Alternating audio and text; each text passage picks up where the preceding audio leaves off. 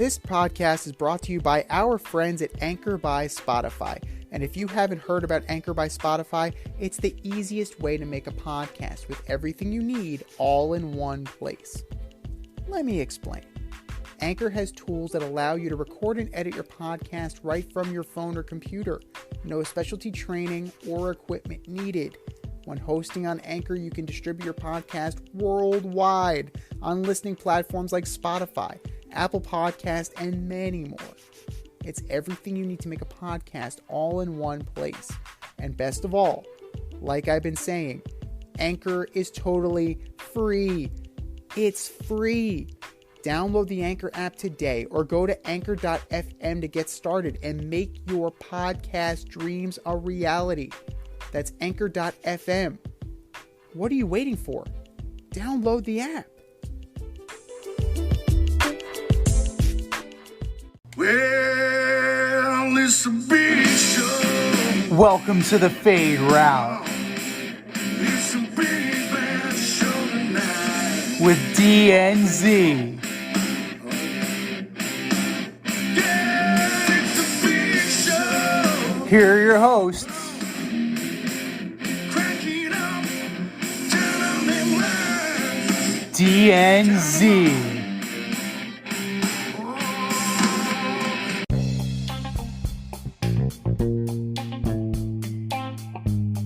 Welcome to this week's episode of the Fade Route with D and Z. I am D, and we've got a great show for you tonight.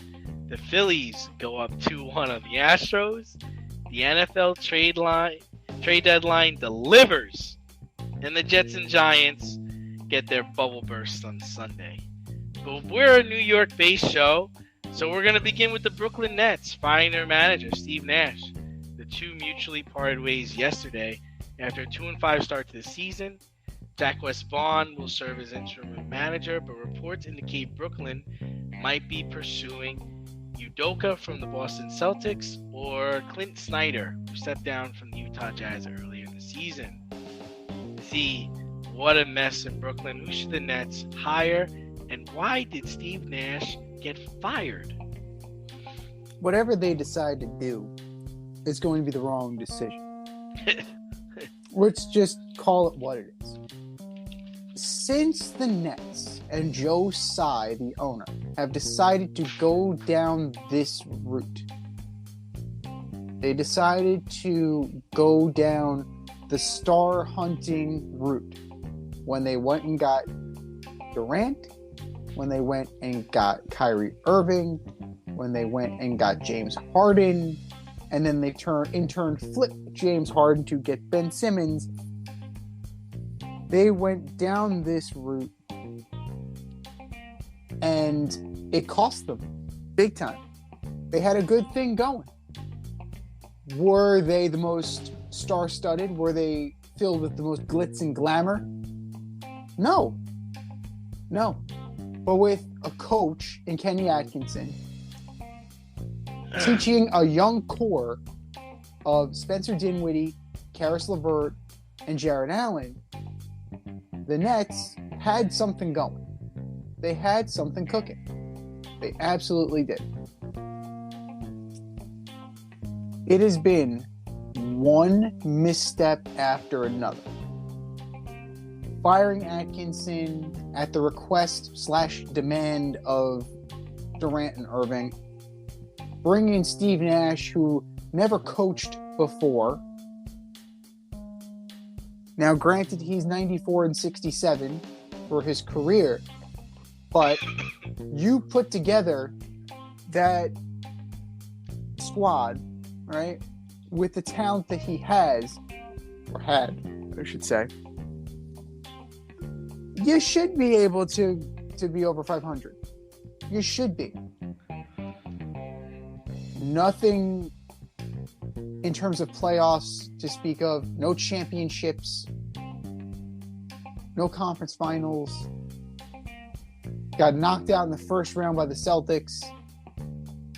This has been a major underperforming franchise ever since they decided to go this direction. And at this point in time, they have no choice but to stay the course, right? Durant is Durant. He's not going anywhere. Kyrie Irving is not going anywhere. Unfortunately, he is embroiled once again in scandal, marring his Brooklyn career and his career in general. It's been nothing but nonsense after nonsense after nonsense with Kyrie Irving. And you got what you paid for, right? You got what you paid for with Durant. You got what you paid for with Kyrie Irving. You got what you paid for with James Harden. And frankly, it doesn't matter who comes in and coaches because this team is going to underachieve. They're going to steamroll the coach. They're going to blame the coach because there's no accountability. There's absolutely no accountability from the players on this team. Udoka's a fine choice. Fine choice. Fine choice. Fine choice. In what clownish world is this guy a fine choice? This guy has been suspended for the whole season because of a scandal involving an employee with the Celtics. It's almost like if they hire him, it's like adding to the circus. He was fired. He was suspended for crude language towards someone. He was suspended towards an inappropriate work environment. Now, in terms of coaching, he is the reigning defending coach of the reigning defending Eastern Conference champions. So he proved his mettle. That's tough, man. He proved his mettle as a coach. As a That's person, like saying that. Okay. Person, Okay. we need to be able to separate the person from the coach, right? Do we though? We do. That's like this guy could murder his family, but then go, put up 30, and that's cool. Chris Benoit was a fine wrestler, but that's neither here nor there. That's the tough part. It's like it's like trying to say like, the Nets acquired Jeffrey Dahmer in a 3-way trade this today. He's got an eating disorder, but he's a pretty good player. Like, what do you mean, man? Like, I don't know if you can. They need a solid footing, and I don't think getting a coach that's part of a scandal or part of a situation is a good idea. I think, I do agree you got to separate the player from what his personal life is and the coach from his but not when you intertwine the two. It's not like he was having, an extramarital affair outside of work. He was doing it within the damn building. How do you think that storm is gonna come together with Durant pursuing experiences, Kyrie putting anti-Semitic things on his social media feed, and then a coach who has a history of talking not correctly to staffers? Joe Tsai thinks he got his guy. Right? Joe Tsai had this guy before he went and interviewed for the Celtics. This guy was under contract. This guy was in the fold on Steve Nash's staff. So I'm thinking, and I think Joe Tsai is also thinking, that it's a homecoming. It's a return. And these guys know him. They probably respect him to some degree, as much as Kyrie Irving and Kevin Durant can respect anybody. He had their ear. He's proven it, right? He didn't win, but neither did they. So he has proven his mettle as a coach. Like, they'll take coaching anyway. And that's part of the problem from day one. As soon as they hired Steve Nash, it was, KD will coach some days and I'll coach another day. And, maybe we'll let Steve call a play or two. And, it's like, this is what they have been sowing for years. And this is the problem with trying to build a super team. This is what happens. You threw the baby out with the bathwater. You threw the good team away.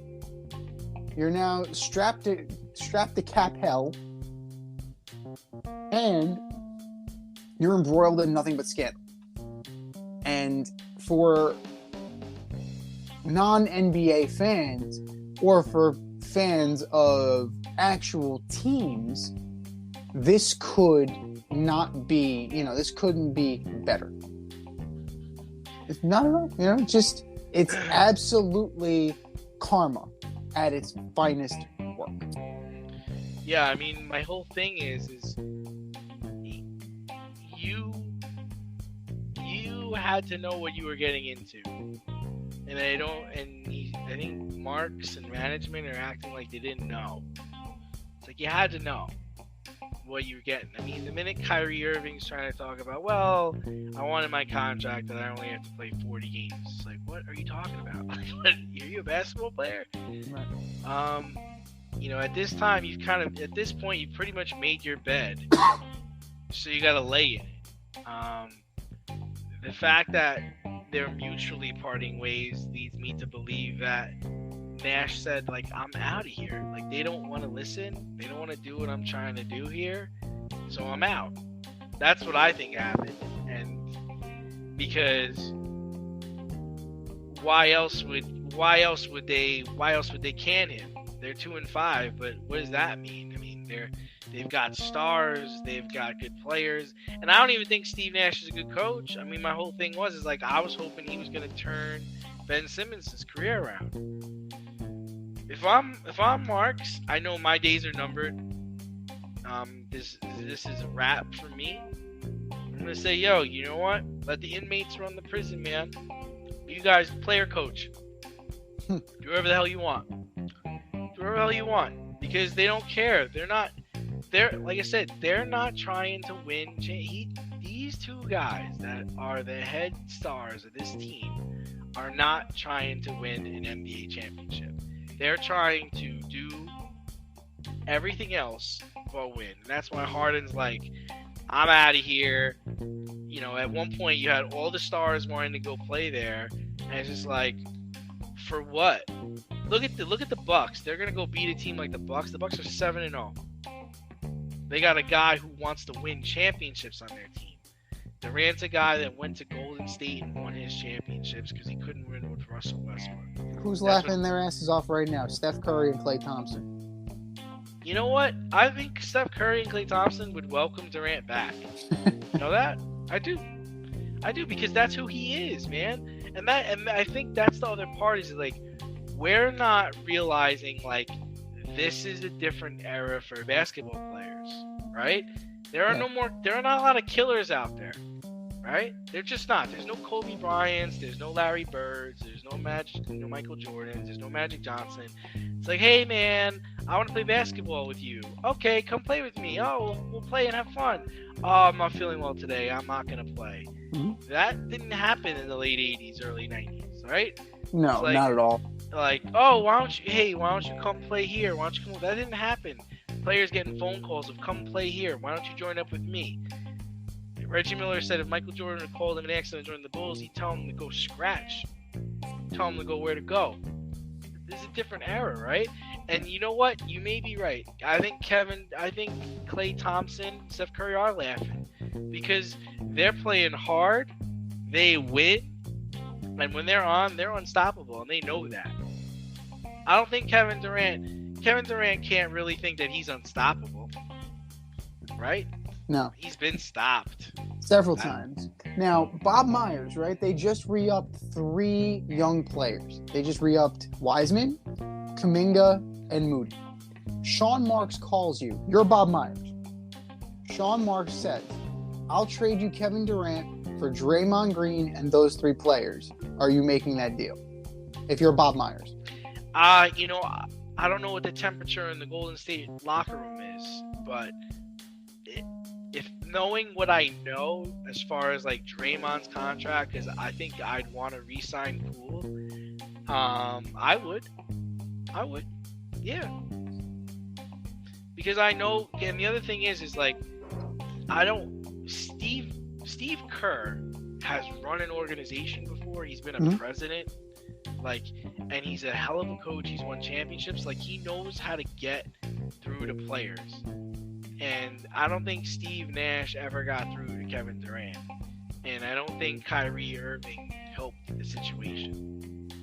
You know, so I think you can just write it off now. Brooklyn's donezo. This whole thing with Kyrie Irving and the anti-Semitic stuff is just getting uglier. There's not you bring in Udoka. I mean, I just don't think they're gonna listen to him. I don't think Kyrie's gonna listen to him. And that team, you need all their stars to align for that to work.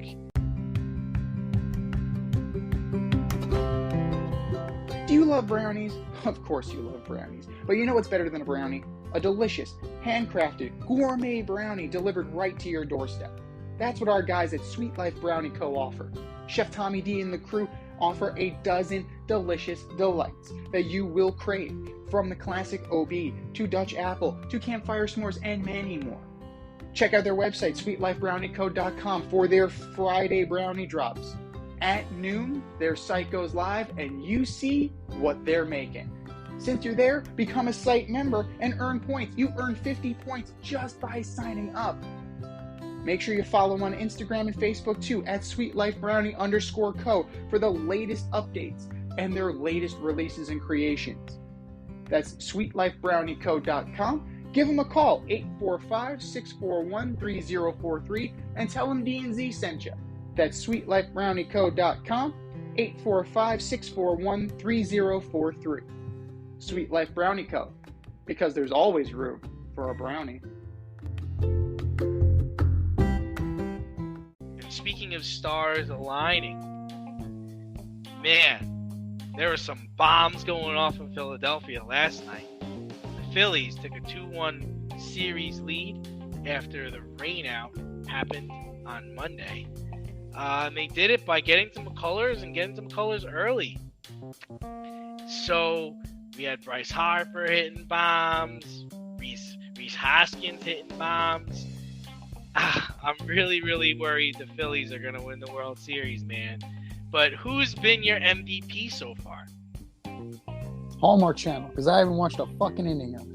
You haven't watched any of it? I haven't watched an inning of it, and it's the happiest I've ever been. Rob Manfred loves it. Rob Manfred loves it. But we know if the Phillies win the World Series, it is going to be the coronation of Bryce Harper. It doesn't matter how he does. They're going to trip over themselves to make him the MVP of the World Series. Yeah. That's just how it's going to be. I would say, based on his performance, Brandon Marsh is more deserving. Kyle Schwarber. Clutch pickup. Absolutely. Like, amazing pickup. He was dead in the water with the Angels. Yeah. And now he's a key cog on this Phillies team, right? Castellanos, brought in strictly a bat guy, only playing the field because Harper can't, demonstrating that he can do the job, right? Alec Bohm, Mr. I fucking hate this place. I love that guy. He's performing. Reese Hoskins is doing great. Kyle Schwarber. It is truly a team effort.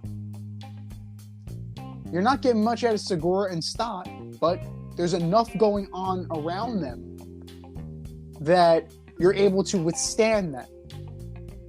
But the league, if the Astros do not pull this out, which I think the league might want that, because they were one of the best teams, and it's not a good look that an 87-win team that limped into the playoffs is now your champion. I don't know if the league cares about that. I don't know. I mean, here's the thing: is like I realized the Astros were in trouble when they blew the 5-0 lead in Game 1, when they knocked out Nola early, and Verlander was on the mound. I remember it was 5-0, and I'm like, this is over. I changed the channel, only to find out the next day that the Phillies came back and won, like in extras. World Series Verlander is playoff Kershaw bad. Yeah. 0-6. It's interesting, right? It's like they're so good and they're so dominant, but it's almost like they can't. I don't think it has anything to do with them not being able to handle the situation. I just think when they face really good hitting in big spots, they struggle. It's the only thing I can think of. Because I remember the same thing used to happen to Maddox, Glavine, Smoltz. Those guys were lights out during the regular season, getting Cy Young awards. We get into a fucking series with the Marlins, all of a sudden, with 6-1, and it's the third inning. Meanwhile, Greg Maddux finished these guys off, like, with 78 pitches in, like, July. You know? So, yeah, it's interesting how well Thompson has them playing because they get down and they're not out. Like it doesn't seem like either team gets behind and a lead is insurmountable. And you haven't seen that kind of play from a major league team in a really long time. With the exception of Framber Valdez and Ranger Suarez, the starting pitching has been dreadful. Yeah. It's been absolutely dreadful. This has been a bullpen series, and the Phillies bullpen, up until the playoffs, was god-awful. Yeah, strange. Thompson is making all the right moves. You know, they're definitely playing for him, but it's like almost like that attitude is like, even when we're out, we're not out of it. Like, they've got that mindset, which... It reminds me, I hate to say it, it's it reminds me of the Yankees. That's how the Yankees were. Like, it's how the Yankees were in the early 2000s, late 90s. Like, yeah, you'd be up 6-2, and then the 7, 8, 9 innings would take like 2 hours, and you just weren't sure, like, what was going to happen. And especially if they were playing in the Bronx, it was like, oh, great. You know, here we go. They lead off with a double, and all of a sudden, you know, now you bring in like some submarine pitcher from Vietnam, and you're losing by like 4. It's like, you know, and that's what it really reminds me of. It just like, I always felt like when the Braves were down, it's like, we're out. It's a wrap. We're done. We're not coming back. We don't come back. We don't ever come back. Once we're down, we're out. I don't know if you feel the same way about the Mets, but it's how I always felt about the Braves. Like, when we were down, yeah, it's a wrap. I think we played the Cardinals a few years ago in the first round. I think they scored like 100 runs in the first inning. It's like, yeah, it's a wrap. you could just mercy us right now. The Mets need to play from the lead. They absolutely need to play from the lead. They play better when they're in front. You know, they do. We play better with a huge lead. As you should. I mean, a massive cushion, like an 8-run cushion. We feel comfortable. You know, that's the only way a Met fan will feel comfortable that the bottom will not fall out on them, is if the lead is seemingly insurmountable. But it's the way the Cubs feel too, I'm sure. But so, I mean, yeah, as far as I agree with you. I mean, they're gonna really try to give it to Harper, but it's not like he hasn't earned it. Like, he's had some game-changing hits in this series so far, and even in the playoffs in general.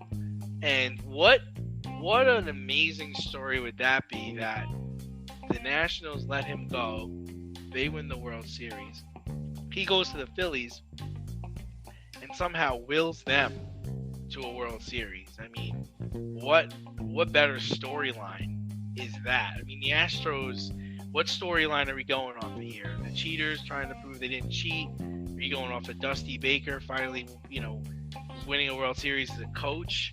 You know, like, there's no Astros story to go off of here, right? It's a negative story, because immediately Game 2, we're keyed in on Framber Valdez touching his wrist, because now we're looking for things to possibly accuse the Astros of. Because what about all the pine tar on Maldonado's helmet? What about the grandfathered-in bat that only Albert Pujols should have been using?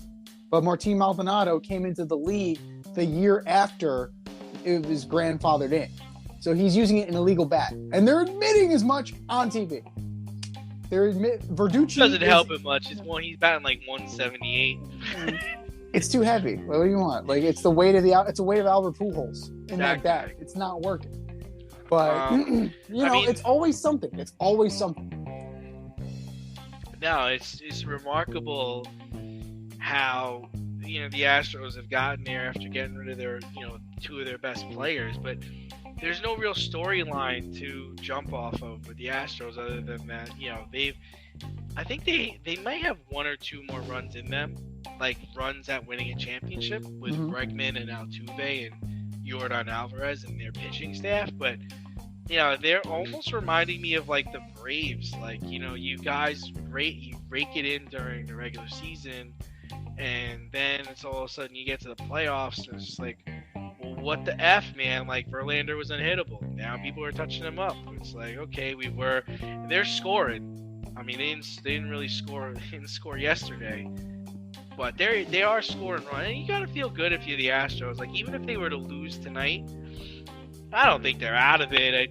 You can't count a champion out. And to me, they're still they're a champion. Where I think if the Phillies were down 3-1, it'd be like, all right, they're gonna wrap this up in Houston. Well, it's 3-1, right? If they win tonight, it'll be 3-1, with the potential series ender being Justin Verlander against Noah Syndergaard.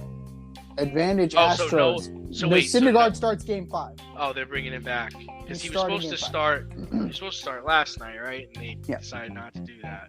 Yes, so it's already been announced. It's already been announced. Very bold move. We'll nice see move, if that. Cotton. We'll see if it plays off. We'll see, or if they hit the panic button and just go to. Well, right now it's the 5th inning, and the Phillies are getting no hit. So that's pretty crazy.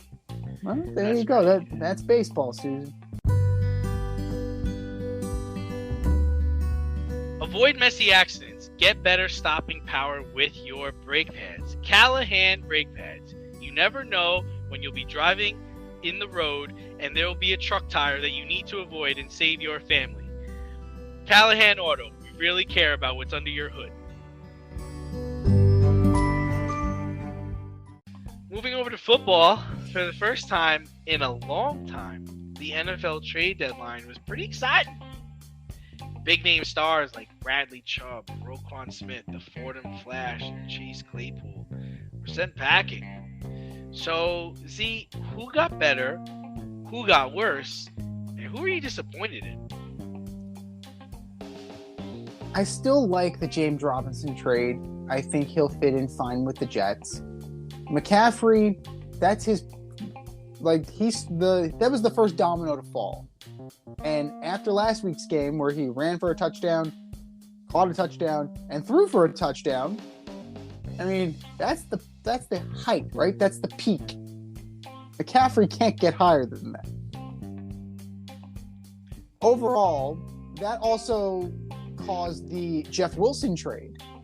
So there's a lot of connecting trades going on here. And the one thing that was a real old-fashioned, both teams getting better trade was the Bradley Chubb trade. You know, both sides definitely got better. Oh, man, did they? Yeah. Yeah. So Miami gets a stud linebacker, right? Who they're already talking about extending. Right. So they're building around. They got a guy that they can build around. Denver got a first-round pick, a starting running back, who was signed because the Dolphins signed him to a free agent contract, and they got an additional draft pick, a 4th-round draft pick. That's a good old-fashioned trade where both teams got better. So I think that is great. You have a lot of, like Chase Claypool to the Bears. Does that really do anything? I don't know. Like, Chase Claypool is kind of he started out great, had a good trajectory to the start of his career, and just kind of leveled off, and just kind of meh. That's the best way I can describe it. I feel like the Pittsburgh Steelers gave up a lot in that trade. I mean, the Bears gave up a lot in that trade, didn't they? Well, a second-round pick for a second-round pick. Yeah, Claypool essentially. Yeah. He was a second-rounder. So, I don't know. I think that's going to end up being a wash. really. The Hawkinson to the Vikings thing we're going to talk about later, so I'm not even going to touch that yet. It's still a head scratcher. Roquan Smith for your team. That's a good move in that you solidify that linebacking core. Still not what you needed, though, if you're the Ravens. You need more help on offense. You needed more help on offense. And yes, you may have brought in your franchise linebacker, but you gave up a second round, a fifth, and A.J. Klein. Okay, fine, whatever. But it doesn't help the offense. It doesn't help Lamar. It really doesn't. And you need guys to do that. Unless you are just laying in the weeds and waiting on Odell Beckham to come back. If that.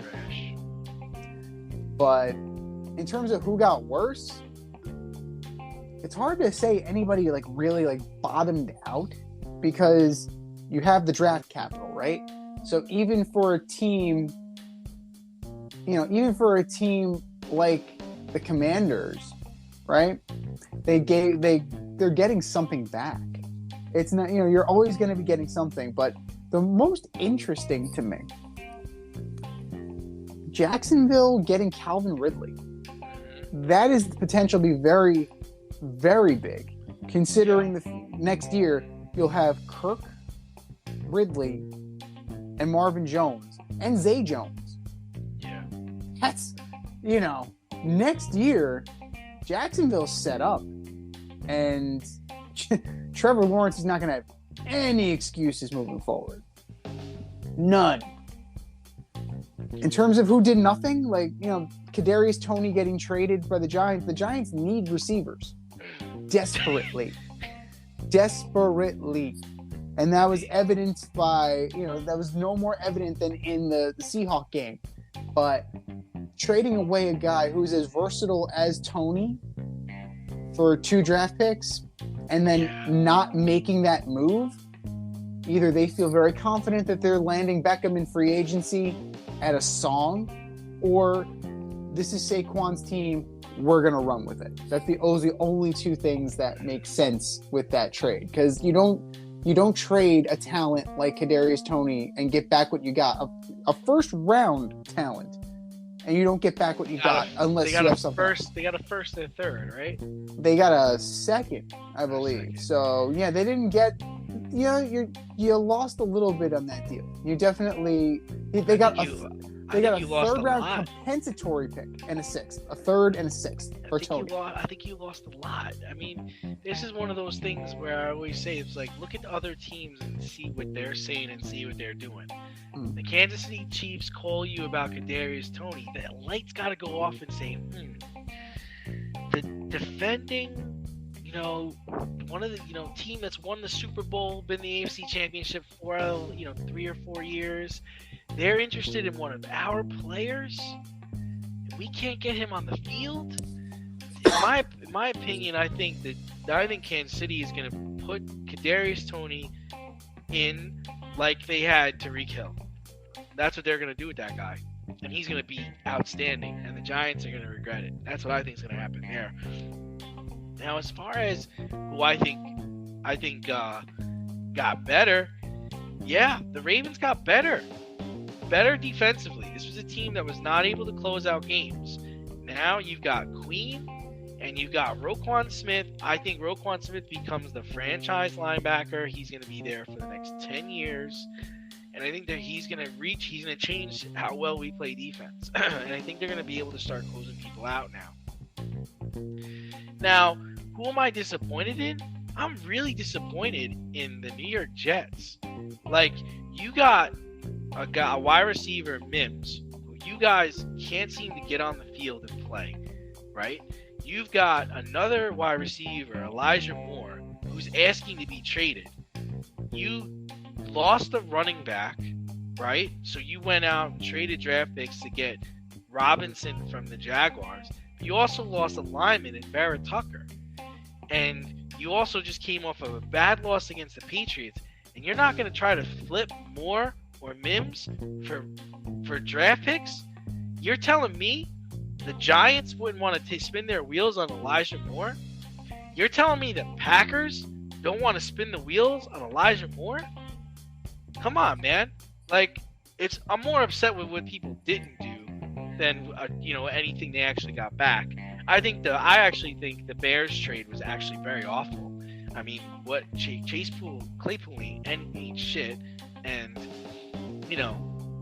the Pittsburgh was looking to get rid of the guy, so he didn't do anything there. They did get better by trading the draft picks to the getting draft picks from the Ravens, but then also disappointed in the Rams. And I'm not just because Cam Akers is on my fantasy team, but what are you guys doing? Like, the guy doesn't want to play for you. How is it that Christian McCaffrey goes to the 49ers? Chase Edmonds goes to the Denver Broncos, and you can't move Cam Akers? Are you kidding me? There's no team out there that needs a backup running back? You're telling me that the Panthers wouldn't have taken him for a ham sandwich? Like, come on, man. Like, why wouldn't you try to move a guy that doesn't want to play for you? Why do teams want to hold on to players that don't want to play for them? What do you think is going to make them all of a sudden have an epiphany and say, oh, man, it's really good here, I'll stay? Like, what the fuck? Same thing with the Packers.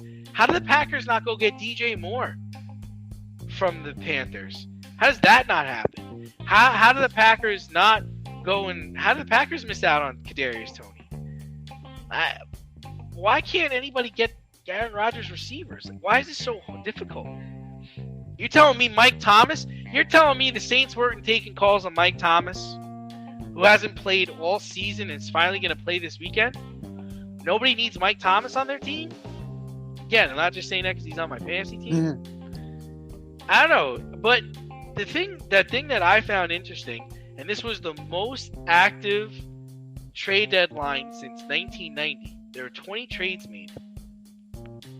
I found it interesting that a lot of teams were taking like the NBA approach to the trade deadline, or the Major League Baseball approach to the trade deadline, where, we're going for it. Like, to me, the Dolphins are going for it.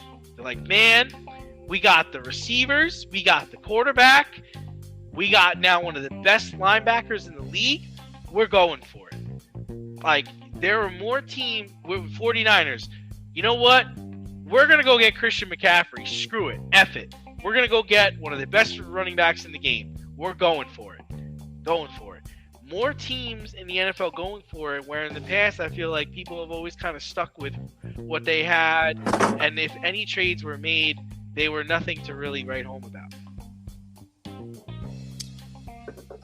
Well, it is a different approach, and a lot of teams are taking that Rams strategy of fuck them picks, right? They're going for it now.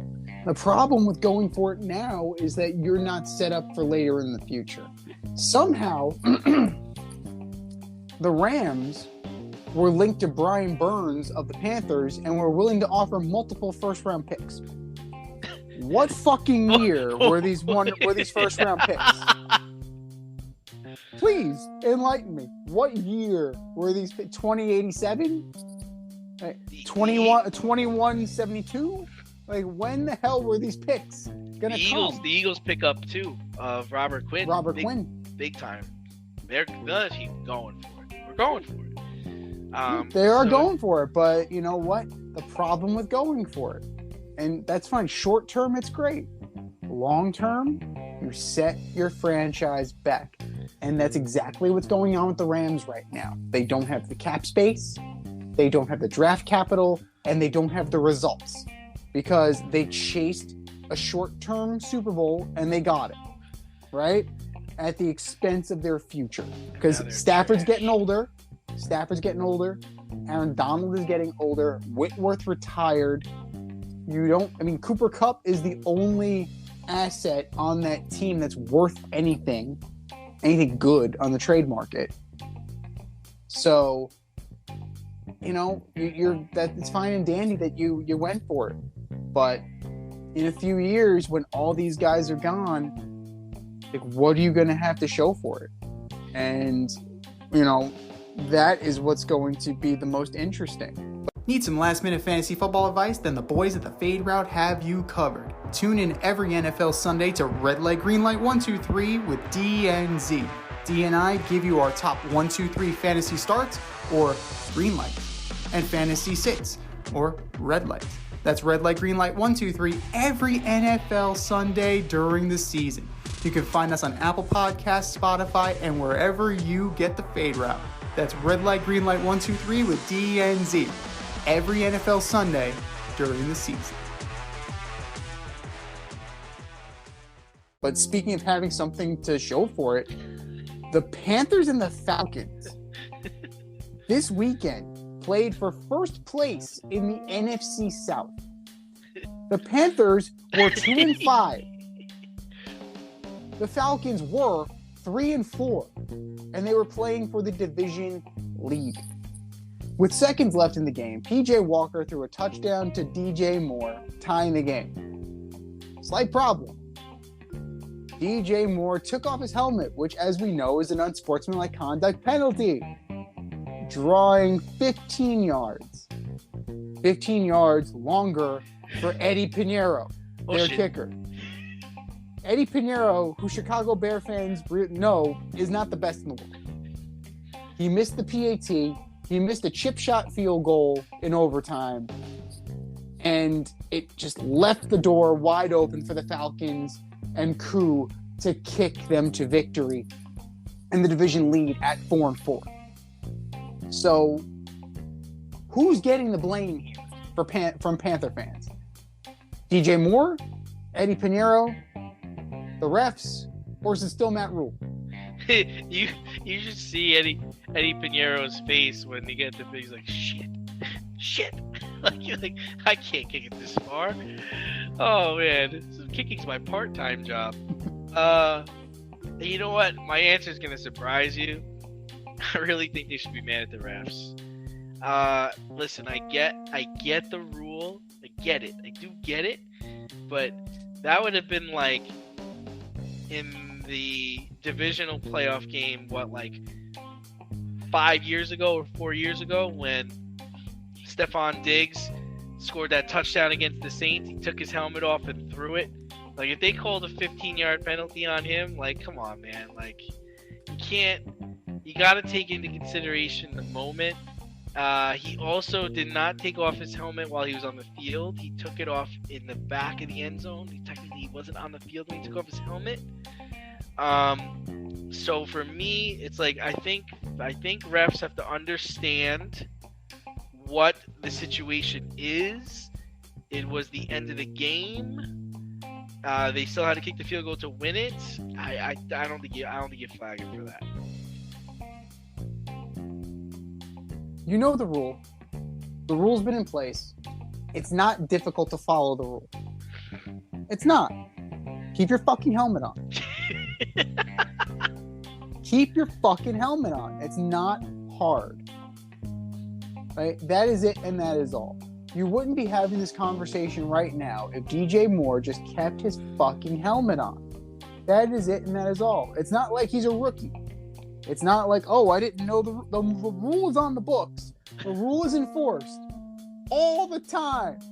You can't. It was just, but it was such a beautiful throw. Like, you understand, Walker will never throw a pass like that for the rest of his life. Like, this was such a big moment for PJ Walker.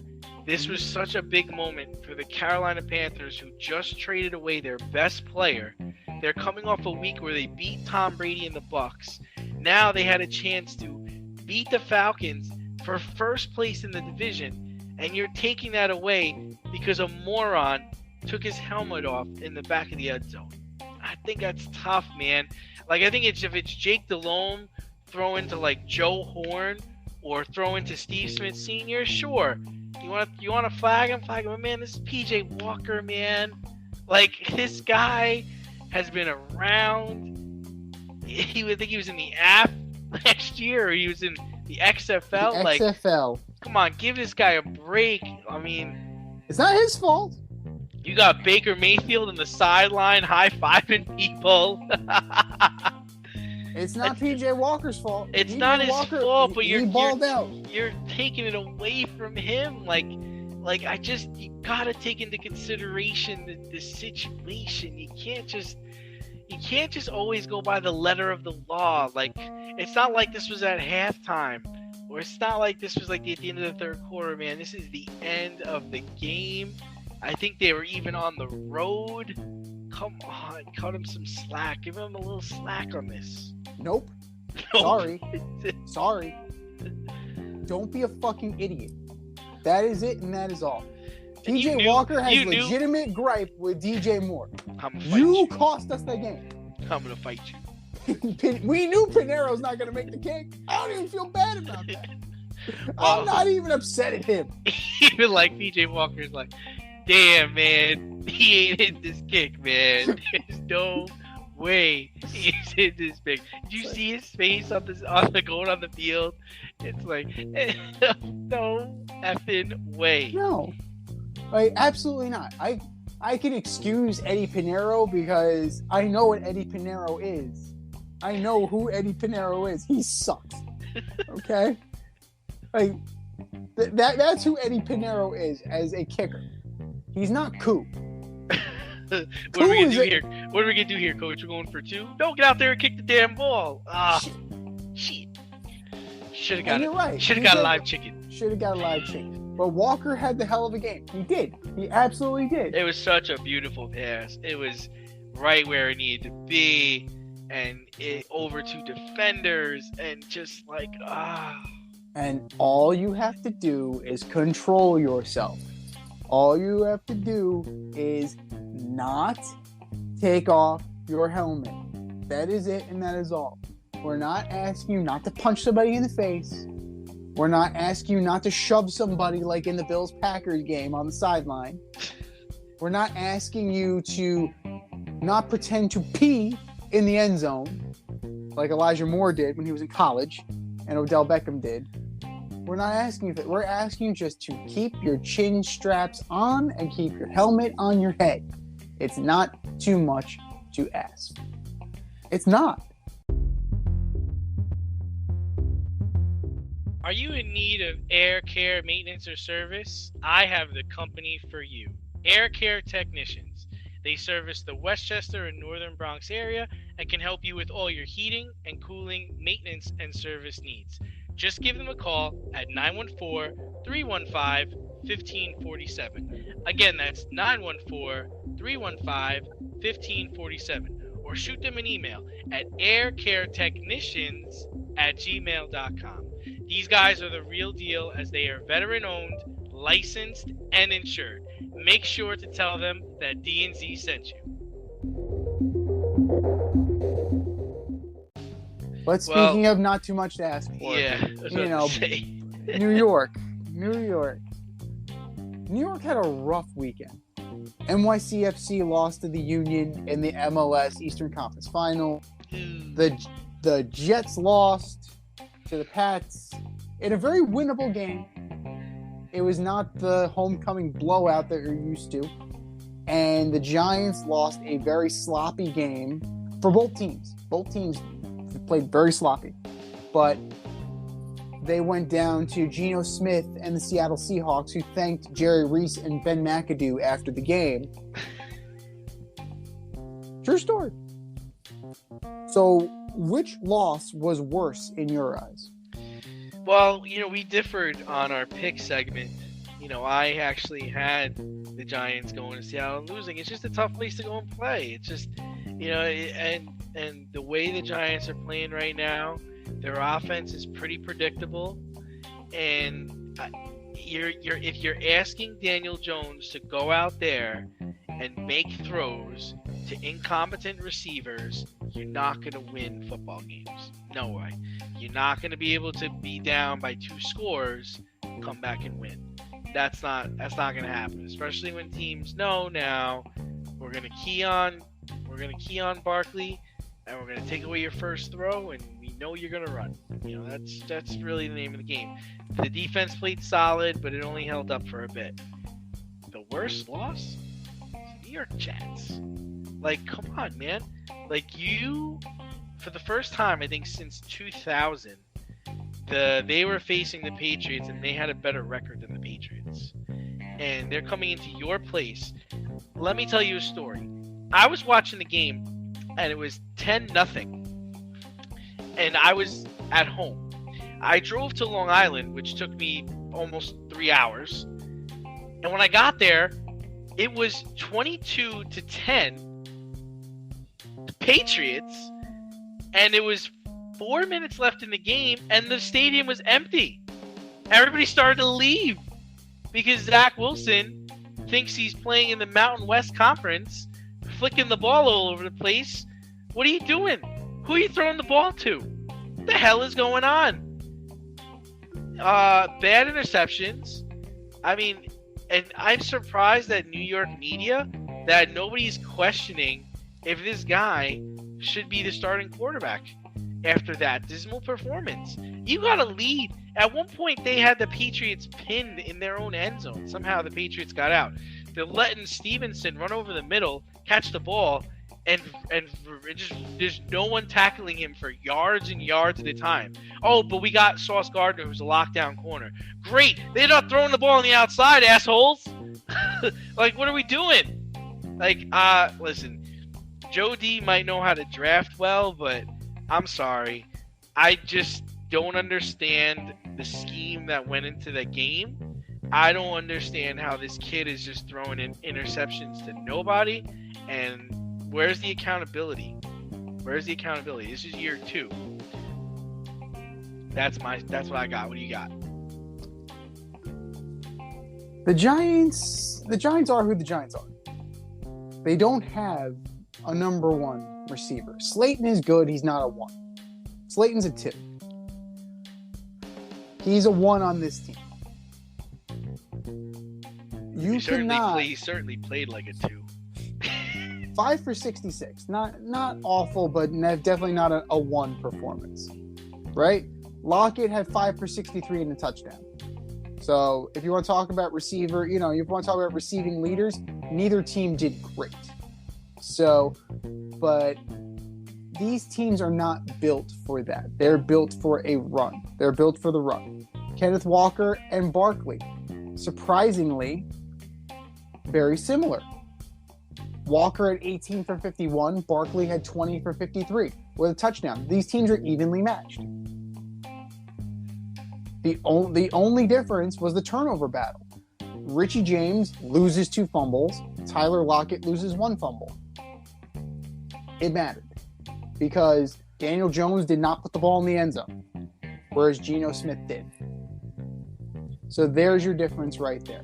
Daniel Jones got sacked 5 times and could not get the ball into the end zone. Recovered a fumble, so he did lose one, but he got it. But he did get it back. The Giants can't afford to have a mistake-laden game with the talent they have. The Giants have to play error-free football every week. Now, the Jets' defense, up until this past week, was playing well enough that you can kind of get around some of Zach Wilson's mistakes, some of Zach Wilson's deficiencies. But if you look at it, the Pats were ready, right? 143 combined yards for Ramondre Stevenson. Like, that's impressive. That is absolutely impressive. That's Sony Michel and James White combined. Like, they have a number 1. Their defense just couldn't seal the deal. The Jets defense just could not seal the deal. And in the third quarter, they got their doors blown off. And Zach Wilson did not help matters. Like, his job is to make sure that the ball stays with the Jets. And he's, in a way, 20 of 41. Not great numbers at all, right? But the main number that I'm looking at is 15. What's 15 representative of? The number of carries that the Jets had. Their rushing game only ran 15 times. 15. That's not enough. That's not enough. Especially in a game that you're still in. You can control the clock by running the fucking football. And Matt LaFleur's little brother needs to realize that by running the football, you open up the pass. Question. And if you do that, you're not. Zach Wilson is not doing the stupid pirouettes and the friggin' Cirque du Soleil bullshit. Because if he found Garrett Wilson 6 for 115, clearly there's something there. And Mims had a game, 2 for 76. Good for Denzel Mims. They found them after 3 years. They finally found them. Excellent job. Better quarterback, Sam Mills or Zach Wilson? Ooh. I'm gonna have to go long neck. Like I would have to say long neck is a more polished quarterback. Zach Wilson still has the potential. Better Davis quarterback. Mills is who Davis Mills is. Better quarterback, Davis Mills or Trevor Lawrence? More polished quarterback, Davis Mills. Yeah, he's a good player. Yeah. Good player. Absolutely. You know what? They had the Houston Texans found a hidden gem.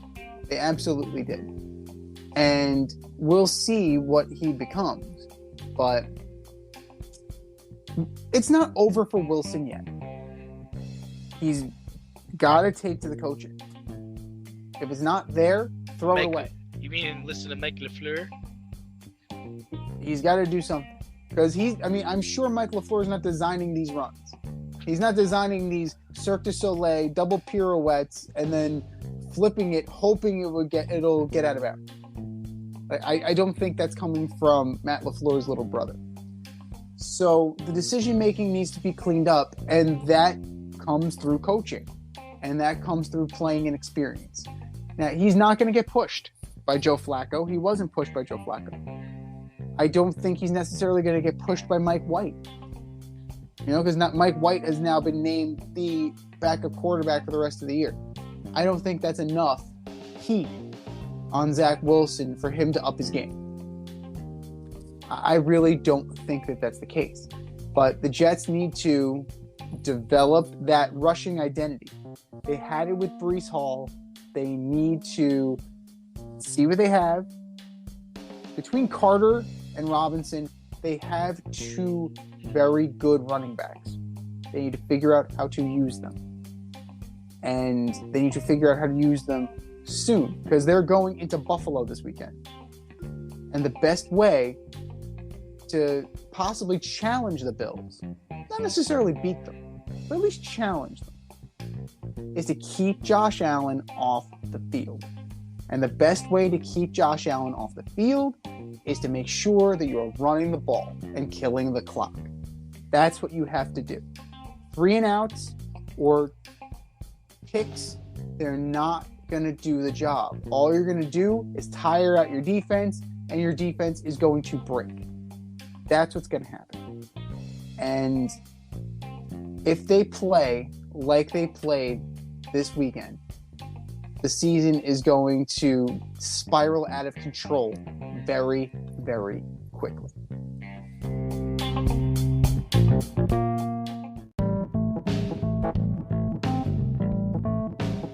Fair or foul, judging the more messed up moments of the week.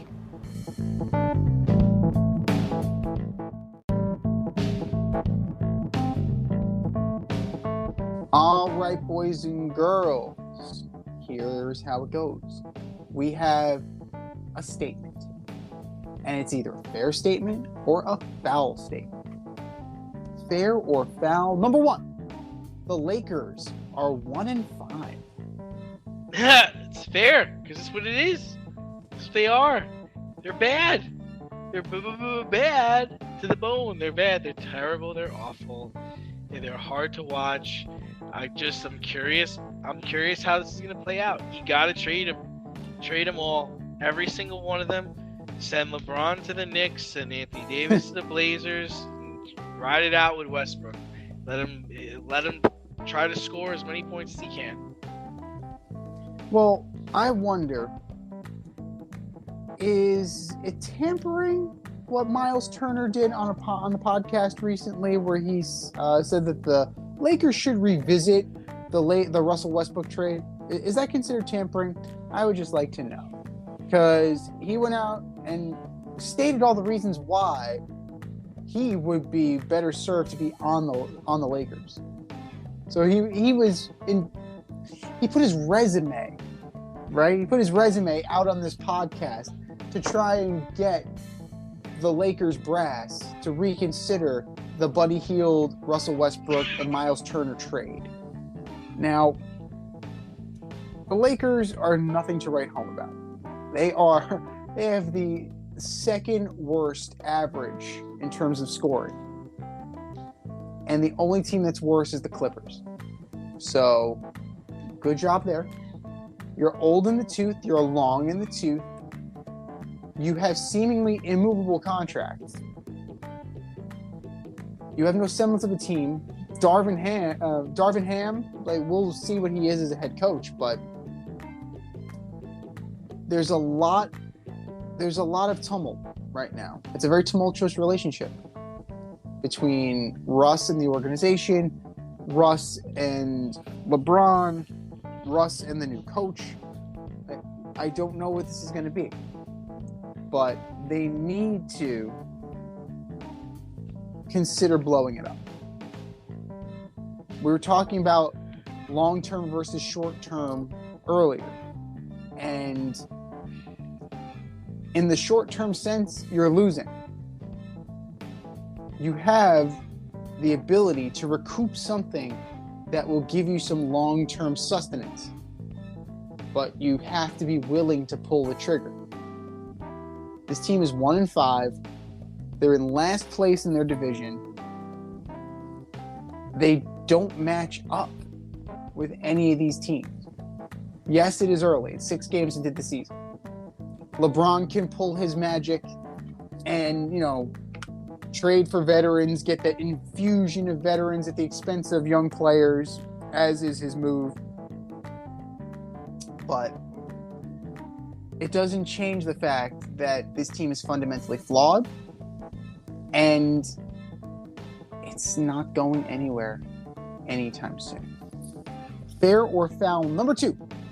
The Lions trading TJ Hawkinson within the division to the Minnesota Vikings. Man, that's disrespectful, right? they're this is what they think of you. They're trading you to their division rival. Yeah, it's foul to me, man. It's just total disrespect. Like, you don't think I'm that good? You don't think I'm gonna hurt you for the next 5 or 6 years to come? So I'm going foul. Well, this is tough, right? As a business decision, if you just look at it from a pure business decision, they got a second and a third for TJ Hawkinson. Was there a better deal out there? I don't know. Who could have used a tight end of TJ Hawkinson's caliber? The Giants, but would they be willing to part with a first-round pick? Would that be a sweeter deal? I don't know. Would the Rams be willing to pony up? I don't know that. The Rams seem to be all in, Mr. Fuck them picks, but maybe he doesn't value TJ Hawkinson as highly as the Vikings do. But, I'm saying it's fair from a business standpoint. You get the best deal you possibly can. And if it's in division, it's in division. It's no different than if he got cut and then he got signed by the Vikings. You at least got something back for him. And it's the Vikings. Let's be real here. There is no guarantee. There are no guarantees that the Vikings will actually utilize him properly, that the Vikings will be any good moving forward, even though they are 6-1 right now. Kirk Cousins can Kirk Cousins at any moment. Dalvin Cook can get hurt, and his season will tank the entire offense. That's just what the Vikings do. So you get the best deal you can, completely fair, and now the onus is on TJ Hawkinson to show that they made a mistake. Fair or foul number 3, the Las Vegas Raiders getting shut out in New Orleans by Andrew Dalton and the Saints. That's foul, man. You got one of the best kickers in the league. Okay, Devontae Adams, Josh Jacobs, Derek Carr, future Hall of Famer, allegedly. Josh McDaniels, offensive guru. You can't get 3 points. Can't get 3 points on the Saints with Taysom Hill playing tight end and Jameis Winston healthy sitting on the sideline. It's a foul, man. Completely foul. To the point where Jared Stidham was in the game. Jared Stidham was in the game. So he was 8 of 13 for 72 yards. He was moving the ball better than Derek Carr was. Which makes sense because he was in the New England offense for how many years? So it is completely foul that the Las Vegas Raiders have foobarred this so badly. 1 reception for 3 yards. Devontae Adams. That's not what you traded for. 1 reception for 6 yards. Hunter Renfrow. Like, those are your guys. Those are the guys who are supposed to be carrying the load. Nothing. Darren Waller, don't even know. Your best offensive threats on Sunday: Mac Hollins, Foster Moreau, and Keelan Cole. Remember Keelan Cole? That guy. Yeah. And even then, it wasn't great. He had 2 receptions. The running game's going nowhere. The receiving game is going nowhere. All after a week where Josh Jacobs had like 145 yards rushing and 3 touchdowns. The Raiders took a major step back by not keeping Rich Bisaccia. We said it last year. He demonstrated, he proved that he was more than deserving, more than capable to be a head coach. He took that John Gruden mess and turned it into a playoff team. The Raiders were in the playoffs last year. Playoffs! And this is how far they've sunk, to where they can't score against a team being led by Andy Dalton. Andy fucking Dalton. Andrew. Oh, yes, Andrew. Respect. So, it's amazing to me how much the Raiders have regressed. And I have to think he's one and done. I have to think that Josh McDaniels is one and done. It's amazing to me what he's done with this franchise and what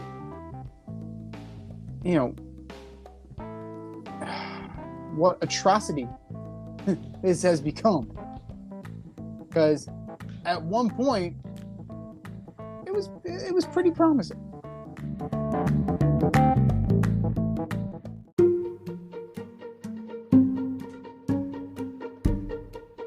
The Fade Store presents the Alleged Superstar of the Week Award.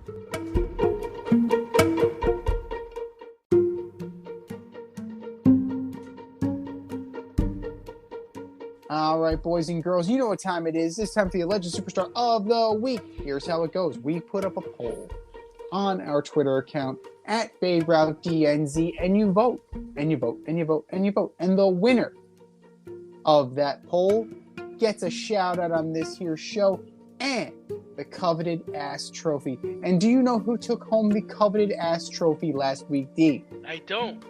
One Mr. Aaron Boone. Aaron Boone. Well, maybe you want to show your home run against Wakefield next time instead of the Red Sox coming back from 3-0. Maybe that's me. Call me crazy, but hey, whatever. That's just me. But that was last week. This is this week. Who you got, Dave? First up, I got Robert Saleh, Joe D. Demoting Joe Flacco to the third string because you want to see what Mike White has? Then why didn't Mike White start the season? I think we all know what Mike White is at this point.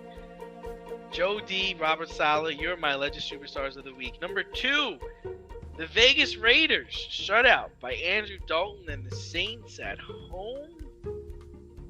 Well, the Saints were at home.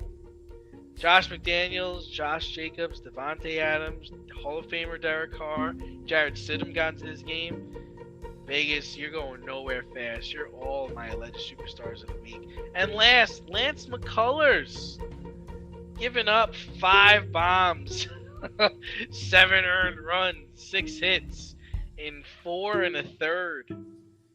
Lance, did you know there was a World Series game last night? You know you're pitching for the Astros? Whatever. Lance McCullers, you're my alleged superstar of the week. Z, what do you got? All fine choices. Let's start with the Brooklyn Nets. Start with Kyrie Irving, starting point guard for the Brooklyn Nets, espousing and promoting anti-Semitic books and an anti-Semitic movie on Twitter, not backing down from it, the organization not taking him to task initially. They've since mended fences that are now donating to anti-Semitic causes. He's now taking responsibility for the post's impact on the Jewish community. So that's how the week started. This is how it ended. Steve Nash losing his job, the team being 2-5, and now you're bringing in Ime Udoka, the suspended coach from the Celtics. This is nothing but a shit show. This is a Brooklyn shit show.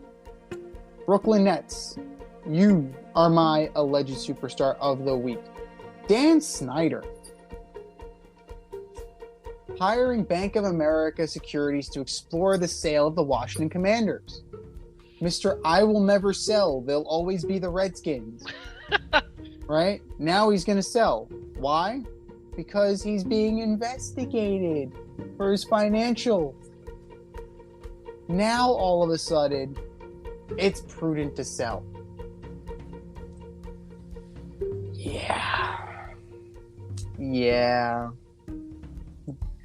Something is going to come out. It's going to be very juicy. We didn't even mention when Snyder said that he had enough to take down the entire league, right? He had enough juice. He had enough. This guy, he's a piece of something. He's a piece of work. He's really a piece of work. Daniel Snyder, you are my alleged superstar of the week. And last but not least,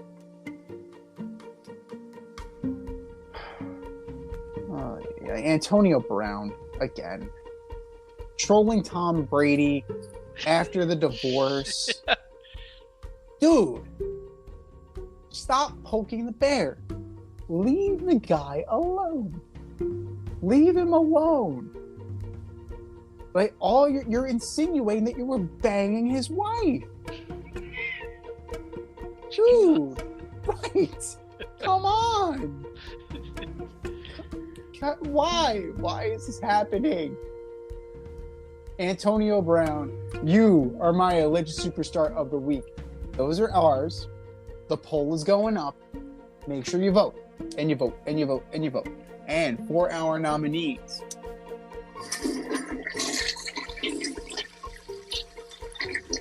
just do better, boys. Just do better.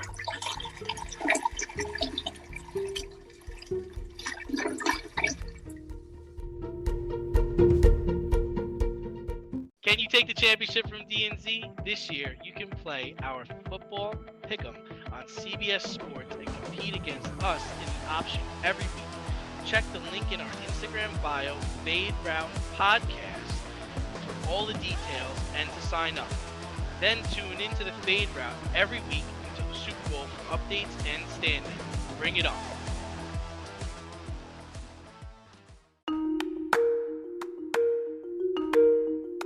Let's run the option and give you our picks for the week.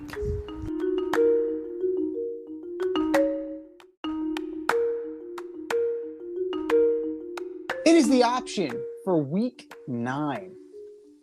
That's right, week 9. There are only 18 weeks, so we are halfway there. And a lot of these teams are living on a prayer. But you know who else is living on a prayer? Foxy right now in our CBS Pick'em poll. He is ahead by one game. It is tight. It is tight right now. And you can still join. Go to Fade Route Podcast on IG. Click the link in bio and join today. But let's see what you got. The Thursday night game of the week. The 7-0 Eagles fly into Houston to take on the 1-5-1 Houston Texans. Eagles. Texans are going to give them a scare. Thursday night, short week. It'll be scary. But the Eagles are supremely talented. Fly, Eagles, fly.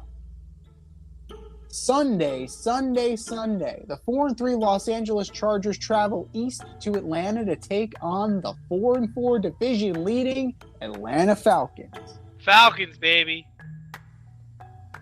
I gotta take the Falcons too. It's hard to believe that Justin Herbert isn't hurt. He's playing through something right now, and Falcons are rolling. The Falcons are absolutely rolling right now. They're gonna stick with it. The 5-3 Dolphins, with their new look linebacking core, go into Soldier Field to take on the 3-5 Bears, missing their best linebacker in Roquan Smith. Dolphins. Pretty handily. And they're going to play Chicago Bear football. They're going to run it down their throat. Dolphins. The 2-6 Carolina Panthers go into Cincinnati to take on the 4-4 swooning Cincinnati Bengals. Yeah, the Bengals are in trouble, man. Their offense is in ruins without Jamar Chase. So for me, I am going with the Panthers. I'm going to take the Panthers too. I think that jettisoning Matt Rule was the start of something. Getting rid of that knucklehead Robbie Anderson was part 2. The Bengals are not what they were last year. The Super Bowl hangover is very real. That offensive line is still not great. If Brian Burns can get to the quarterback, it could be a long day in Cincinnati. The 3-5 Packers go into Detroit to take on the 1-6 Lions. Oh, GB's got to win this one, man. This is tough. Like, Green Bay is just swirling down the drain right now. The Lions play hard. Fuck it. I'm taking the Lions. I'm going to take the Lions. Because the Packer defense is no good. It is absolute trash. And DeAndre Swift could totally have a game against them. The 2-5 Raiders at the 2-6 Jacksonville Jaguars. I'm going to take the Jaguars.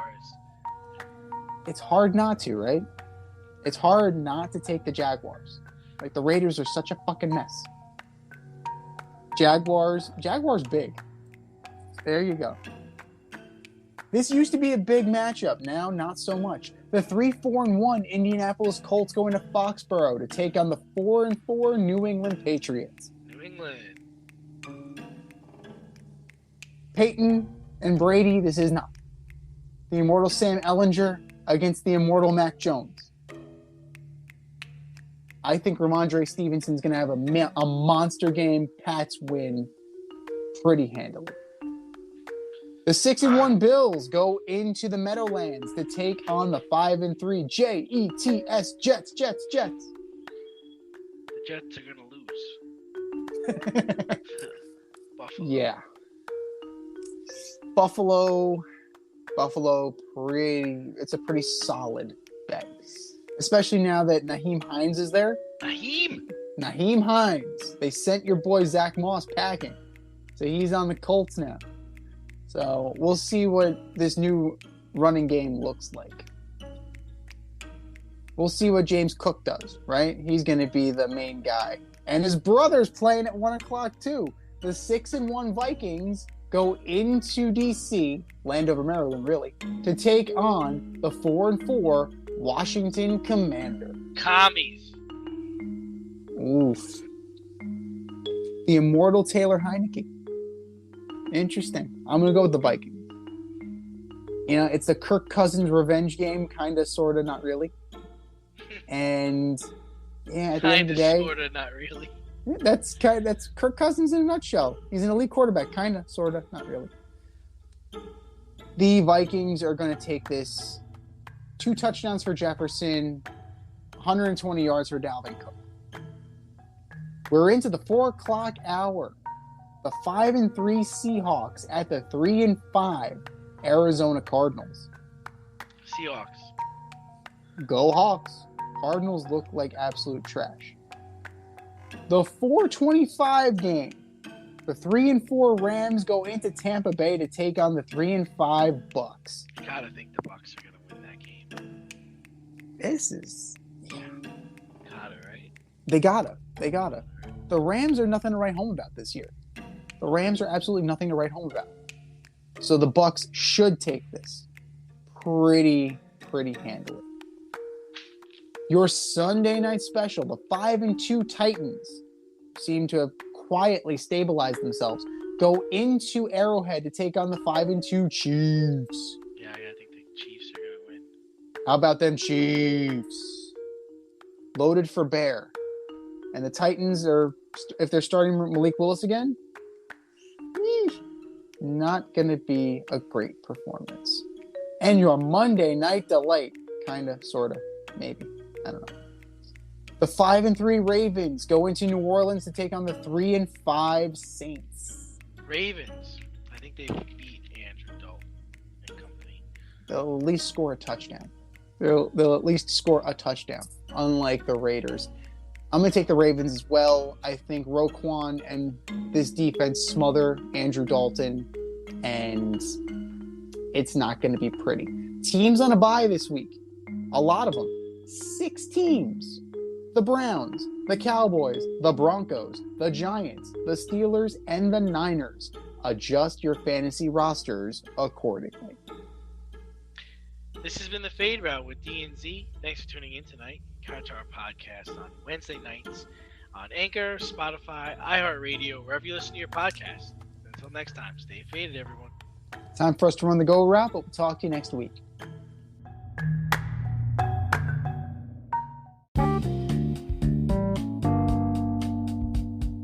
If you want to get in on the action, we want to hear from you. Hit us up, faderoutemail@gmail.com. Slide in our DMs on IG @FadeRoutePodcast.